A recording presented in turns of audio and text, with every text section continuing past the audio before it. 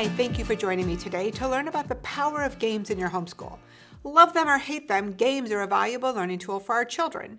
Before we start, I want you to think back to your childhood. What board games did you play with your parents or siblings? Because I love random facts, let's begin with a bit of trivia.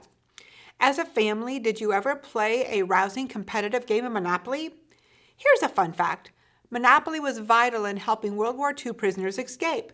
During World War II, the UK manufacturer and the British Secret Service created a special Monopoly game that concealed escape kits. The box was the perfect size to hide compasses, metal files, money, and silk maps. The box even looked the same, although the game board had a red dot on the free parking space, which to the untrained eye simply looked like a printing error. Another classic family board game that you may have played is the game of life. Interestingly, Life was created in 1860 as a moral game by Milton Bradley. His vision was to teach children the benefits of leading a virtuous life.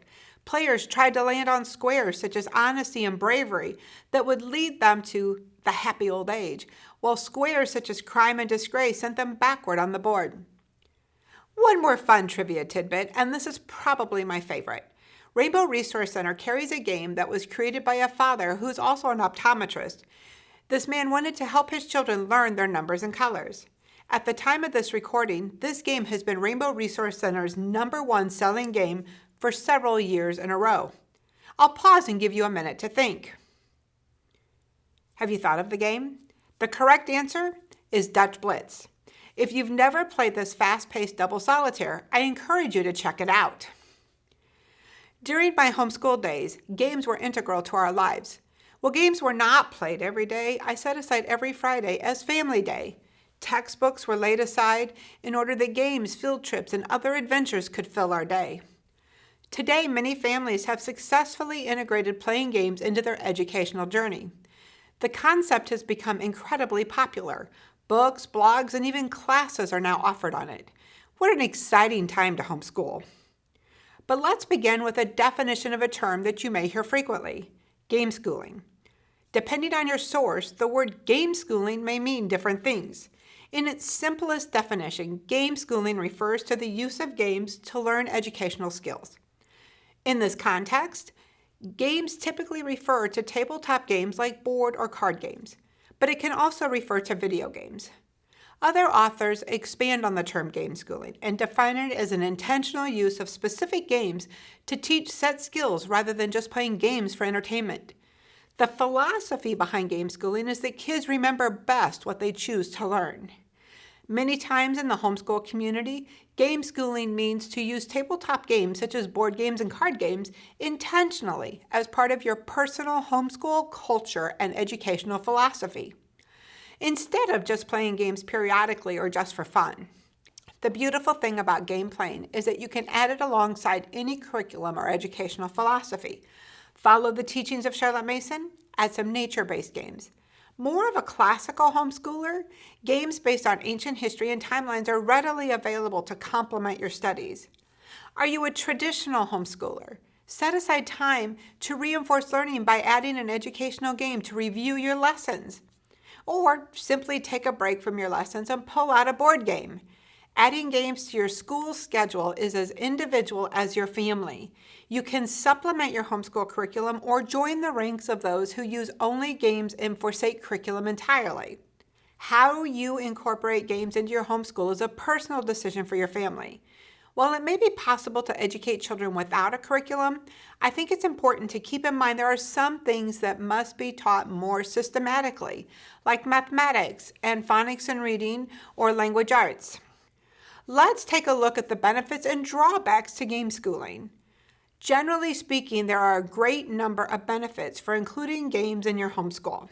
First, research has shown children gain nearly 25% more information through games compared to traditional instruction. This means that games can be a perfect way to introduce, teach, or review concepts, which will help students have better retention of what they are learning. Second, games help develop critical and strategic thinking, including the ability to read people and develop better observation skills. Games have also been shown to be powerful motivators. There is growing evidence that the more engaged a student is with the learning, the more motivated they will be to learn. In addition, many children are also motivated by competition, while others are motivated by cooperative teamwork. Games will also teach or reinforce social skills. Cooperation, sharing, taking turns, patience, and delayed gratification are just a few examples of social skills that can be developed through game playing. Did you know games have been shown to increase self-esteem and worth, even if the child doesn't always win? In fact, simply playing the same game over and over has been shown to build confidence. Games give children a safe space to learn, to fail, and to try again. Games do not judge, correct, or even leave those nasty red pen grading notes. Finally, games create memories. One thing often missing in this busy world is family time. As homeschoolers, we already have the advantage of spending more time with our children, but games bring all ages together, especially if one parent has been at work all day. In my family, playing games brought us closer together, especially during the teen years, when it deepened mutual trust and respect. While these benefits are true for all children, if you are blessed with one or more children with special needs, there are several additional benefits, including the ability to practice and master social and communication skills. Children can learn appropriate interactions and important life lessons like taking turns and following directions. Second, children also are able to experience the joy of winning, or equally important, they can learn how to lose with grace. Winning is a rewarding feeling for all children, but it has special importance for children with special needs. On the flip side, disappointment is a fact of life for all of us, and something that some children struggle to handle. Games provide parents an opportunity to teach children how to handle loss well. We can also teach them how to rebound after defeat and to try again. Next, games help to level the playing field. What do I mean by this? When you play a game with your children, all players start at the same spot, and often a roll of the dice determines who wins and who loses. All players are equal or have an equal chance of winning. This is an extremely important lesson and self-esteem builder for children with special needs. Finally, games can help reduce stress in the family. Playing allows special needs children, their siblings, and parents to unwind together. As we release the stress of the day and focus on having fun together, our family relationships are strengthened. This is true for all families, but especially for families with special needs children. But what about the drawbacks to playing games? At times, playing a game can take too long. Let's be honest. How many times have you told your children no when they beg to play Monopoly? This happened more than once in my homeschool journey, just because I dreaded the potential time commitment. It's also possible for some children and adults to experience an elevated sense of competitiveness. This is not an all-encompassing negative because it doesn't impact everyone, but it is something to consider. It is possible to use game playing as a teaching tool to help your hyper-competitive child rein in their competitiveness, but this will take some time and patience. Finally, buying games, especially board games, can become expensive. Wrapping up the drawbacks provides us a perfect opportunity to talk about video games. Whether your family prefers the more traditional CD-ROM style video game, online computer games, or apps for smartphones and tablets, video gaming has permeated our culture. Although not universally accepted by homeschool families, I think it's important as parents to evaluate the use of video games for our family. When we first began giving this workshop, computer games were just beginning to gain momentum and were more hated than loved for their educational value. As computer games have gained in popularity, there has been more attention and research given to them. Have you ever considered the reach of technology? The latest research that I could find goes back to 2018, and I suspect that the past pandemic year will have an impact on these findings, but I was not able to find any updated research. In 2018, 97% of teens surveyed report they use technology daily, and a whopping 45% report they are online constantly. Does this surprise you? Would you say this describes your family? Interestingly, the American Academy of Pediatrics recommends electronic media be used up to 2 hours per day for children ages 2 to 18. This includes television, computers, tablets, smartphones, and so on. Honestly, in the current environment of e-learning and social distancing, I'm not sure how realistic this recommendation is. But understanding the far reach of video games is only part of the equation. Have you ever wondered what the research shows when evaluating the value of video games? I think we have all seen the shocking headlines about video games and violence, among other things.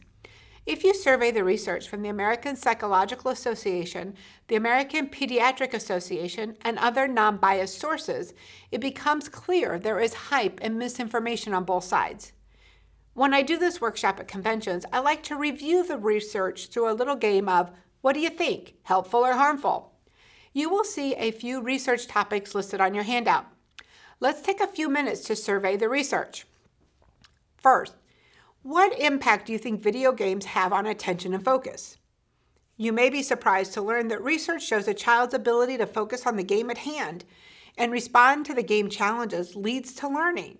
So this is considered a positive outcome, even though it can be frustrating to us as parents when our kids tune us out during the game. What about social skills?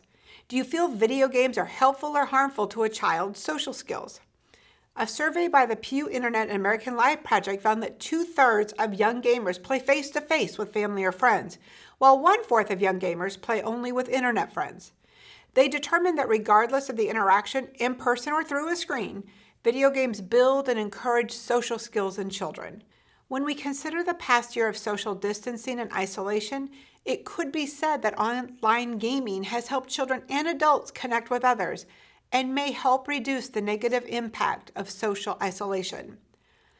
Research has also studied the impact of video gaming on creativity and decision-making. According to the American Psychological Association, improved creativity and decision-making has been shown through video gaming. But what about emotional health? Would you say we become more emotionally healthy through video games? I think this is a hard question to evaluate, but the research shows that depression and anxiety are reported with some video games, primarily fast-paced action or first-person shooter games. Researchers believe that this is caused by the release of hormones that cause the fight or flight response. More recent research is also showing depression and anxiety resulting from cyberbullying, which has exponentially increased over the past few years. As recently as 2018, 59% of teens reported that they had experienced cyberbullying. Parents, we need to be alert to the signs of cyberbullying. We also want to develop and maintain close relationships with our children, especially as they grow into the teen years. We want to encourage our children to openly share while being supportive and encouraging. The topic of cyberbullying is more complex than we have time to address in this video. Please visit the websites you see on the screen to learn more about cyberbullying and how you can help your kids. Are you familiar with the term visual spatial skills or spatial intelligence? Honestly, this is a term most of us are not familiar with. However, it is something that we use every single day. Visual spatial skills allows us to take in information from our environment, assess and analyze the information, and apply it to everyday tasks. We use it to solve math equations, play sports, or drive and read a map. Research has also shown that visual spatial skills have an impact on early reading skills. So with that in mind, do you think video games benefit or harm a child's visual spatial skills? There have been numerous benefits shown in experienced gamers, both children and adults alike. Compared to non-gamers of the same age, experienced gamers could track objects moving at faster speeds and track more objects at once. They're also able to filter out irrelevant visual information and switch more quickly from one task to the next. They are more accurately able to predict how three-dimensional objects would appear when rotated, which can be a valuable skill when it comes time to learn how to parallel park. Although good action video games have not yet been linked to higher IQs or better scholastic performance, recent research suggests that action video games improve visual attention skills and may help some dyslexic children improve their reading ability. If you're not a fan of action games, that's okay. Visual spatial skills can also be improved through games like Tetris. Finally, do you think a child's motivation is helped or harmed through video game playing? Research has shown that prolonged video game play may consume a child and decrease the motivation for other tasks like schoolwork and chores. However, the research shows moderate gameplay is motivating for most children as it provides immediate feedback and brings fun back into their day. Worth mentioning, the research did not define the length of time for moderate or prolonged game playing. Before we leave video games, I do want to briefly talk about violence. What does the research show? Are children desensitized to violence by playing games that promote or encourage violence? The research is conflicting, but it is generally thought that video game violence does not influence all children, only those who have a propensity to violence. Much of the ongoing research also points to the fact that increased episodes of violence is multi-caustic. In other words, there is often more than one reason for the behavior. For example, a child who has experienced bullying becomes a bully, or the child who is in a negative or harmful family situation. Video gaming is a personal decision for your family. There is no right or wrong answer. If you decide to incorporate video gaming, the next step is to determine the right video games. It's important to take time to read reviews, talk to friends, and, depending on the age of your children, monitor game time, especially if they're playing online games.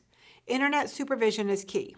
My goal through this little exercise was to help you evaluate whether video gaming is appropriate for your family. Let's transition back to playing tabletop games as part of our school day. Game-based learning has numerous educational benefits, which were discussed earlier, but it's also valuable for our family relationships. As a family, playing games creates happy memories and strengthens our relationships with one another. Research has shown that families who play games together create more openness. Children feel more comfortable sharing personal thoughts with their siblings and their parents. Equally, parents tend to be less critical or judgmental toward their child.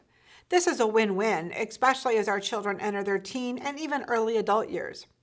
Once you have made the decision to join the Gameschooling ranks, one of the first tasks ahead of you is the creation of a game closet. Once you secure a space to store all these marvelous educational games, it is time to build your collection. Running out and buying all the games your friends own will get expensive quickly. Start small and take your time. Do your research. Certainly listen to what your friends are loving right now, but also read reviews on retailer websites or the Board Geek website. Find the best game for your family. Things to consider include what are the age recommendations and the game duration. If it's an educational game, what skills are covered? There may be a great game that everyone loves, but it may not be the right game for your family at this time, and that's okay. Just put it on a secondary list. The key is to find the best games for your family at this current stage. You can also look for secondhand games. These can be readily found at garage sales and mission-type stores. Be sure to verify that all the playing pieces and the rules are included. Or buy games that may be missing pieces and create a complete set. Many families also keep spare game components on hand to use with other games or for creating their own game. Creating your own game comes easier for some families than others. Start simple. Use poster board, random household items, or mix and match game components from other games. Change rules or add questions related to the current topics you are studying in history and science. Did you know there are additional benefits when children create their own games? Things like using critical thinking and reasoning skills to make decisions. They can also unleash their individual creativity. One final way to build your gaming closet is think gifts. Talk to grandparents or friends. Ask if they would be willing to gift a game to your child or your family. Also consider giving games as gifts within your family. Of course, parents can give games to their children, but encourage siblings to give games to one another or purchase a family strategy or team building game as a gift for the family. I realize we have covered a lot of information. It is my hope that you have been inspired to add games to your homeschooling repertoire. At this point, a collective groan is typically heard. You may be thinking, this sounds wonderful, but how do I add this to my already busy schedule? Earlier, I mentioned our Friday Family Day that focused on games and field trips. This may be an option for your family. Honestly, the most important thing you can do is plan. Add a game a day to your lesson plans. Not ready to start with a game day? Okay, plan a game hour.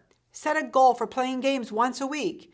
If you find your children are learning, revise the goal and play games daily. Games are fun, but there is so much more to gaming than just fun. Games are a wonderful way to introduce a new concept or a lesson. Math games or trivia games work great for this. Find or create a fun math game or trivia game to evaluate any previously learned information. When my family was using the Mystery of History, I used the pre-test What Do You Know questions to create a trivia game. You can do this with any curriculum.